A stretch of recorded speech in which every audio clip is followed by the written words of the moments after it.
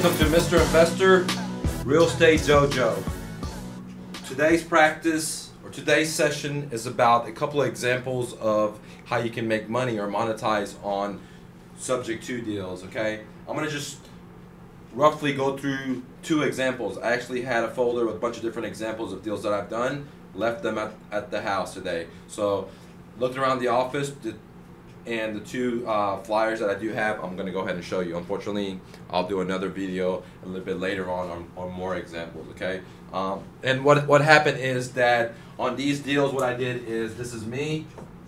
I marketed, all right? Put some cash in to a motivated seller. And the seller called me. And I answered the phone. And I asked them the seller questionnaire form and built report. I spoke with him 30-45 minutes, and then I went to his location after making sure all the decision makers were there. Make sure all the decision makers are there, guys, before you go meet somebody. You don't want to meet people if all decision makers are not there. So I went to their house, all decision makers there. We came to a win-win situation. I met the gentleman halfway, he met me halfway. I put it under contract. The rest is history. Did the deal, bought the property subject to, okay? This property is in Grand Prairie. I'll go ahead and show you a quick flyer of it. It's a beautiful house. Here it is. Here's my flyer, actual flyer that I use when I marketed the property. It says rent to own, owner financing, excellent opportunity to own your house.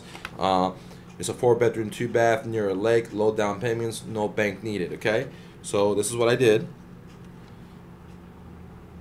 Hopefully you guys can see it. Alright, and notice that I have it says for free pre-recorded message regarding the payments in the house, call this information, because I like to build my database of buyers, and so I just do a pre-recorded message.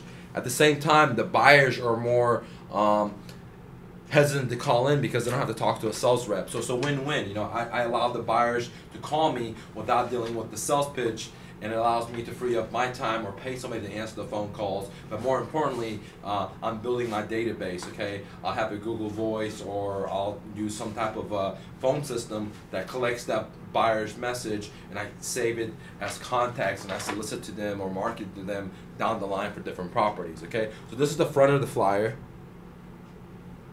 Alright, and here's the back. And as you can see, it's just a pretty home. I put some money into it. I don't remember the exact numbers right now, how much I put into it, but it was like $10,000 or less in back payments and doing flooring and painting and upgrading some of the fixtures in the house, and you know, just making it pretty.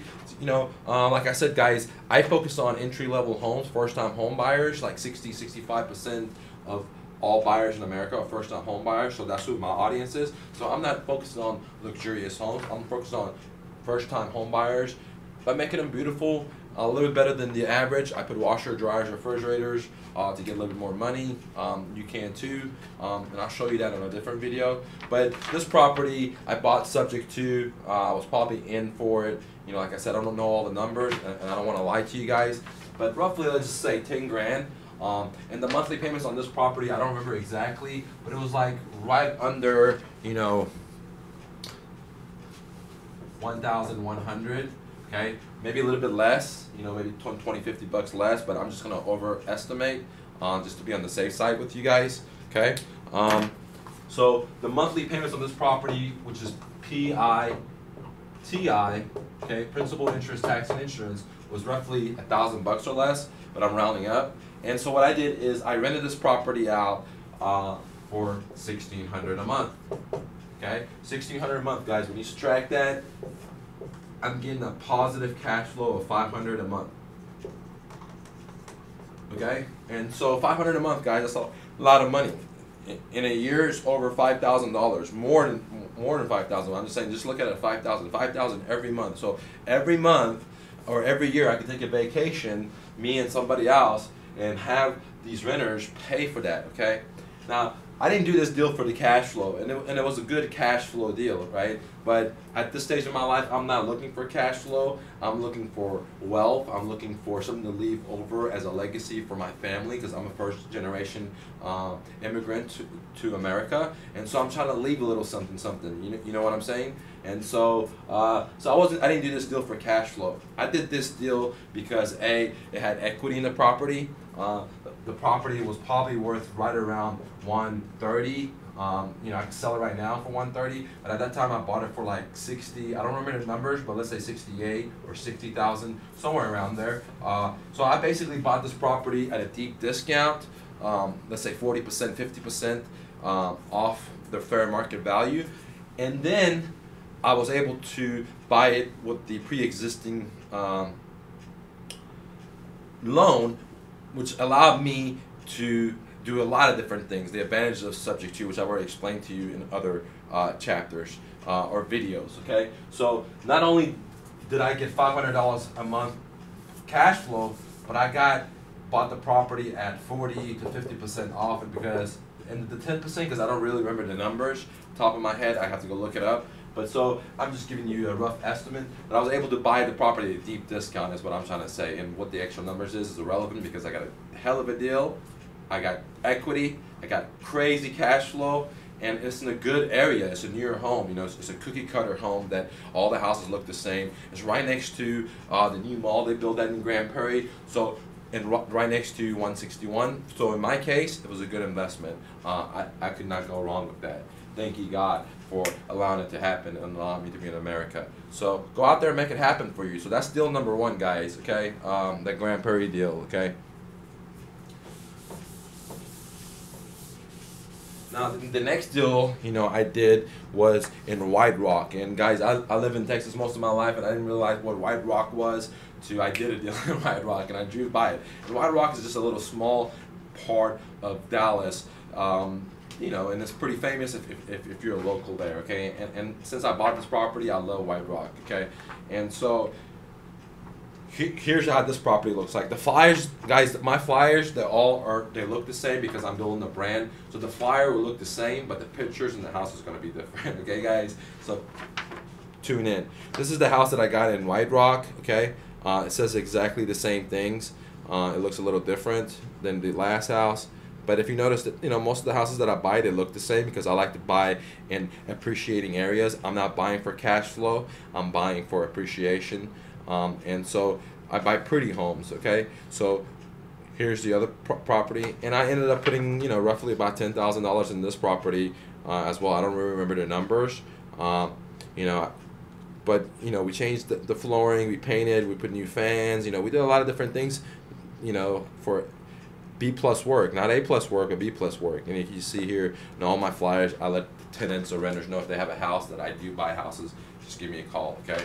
So this is another house that I did in White Rock, beautiful house. I love it, very small, once again, entry-level home, okay? This is roughly about 1,700 to 1,900 square foot house, okay? On this deal, I bought the house subject to. I bought at a discount as well. On that deal, I bought about 30% off the fair market value. I actually bought it from a firefighter, and which was a great thing. They were in a tough situation. They had dogs, they had kids, and they weren't making enough. So I was very, very honored to be able to do an honorable thing and create a win-win situation to buy their property, help them out this situation. And most of the people that I buy properties from, I really try to help them out. I try to pay for their closing, pay for their move, accommodate them, find another place to move into, because some people are very good people and they just fell off the horse, guys. Life is tough. Boom, you get knocked out. And so when that happens, it takes a minute to come up, okay? I've been there, everything was going handy and dandy for me. I was riding the white horse. I was living the American dream, and then boom! I got knocked out. I didn't even see it coming, okay, guys? And me and my wife got a divorce. And, that really took a lot of energy from me and really slowed me down. So I know how it is. You know, I can relate to people when they get knocked down. Okay, but the difference between a champion or difference between somebody that's not part of the herd is that they're willing to get up. And this part of the reasons that I'm doing this free mentoring is because I want to surround myself with positive people to help charge my batteries, because I did get knocked down. Okay, and by me doing something positive for people, it charges my batteries. When I see soldiers, when I see killers, when I see people burning desires that want to go out there and make their dreams come true, people that are dream chasers, it makes me charge up my batteries. And that's one of the main reasons that I'm doing this, is to create a win-win for you and a win for me. Okay, because really there's nothing free in life, guys. You got to remember that. Even though I'm doing free mentoring, I'm a greedy guy. I'm going to get something, and what I'm getting from you is positive energy, or from the guys that are acting, girls that are action takers. You're helping me to go where I need to go, while I'm helping you go where you need to go. So it's a win-win situation, guys.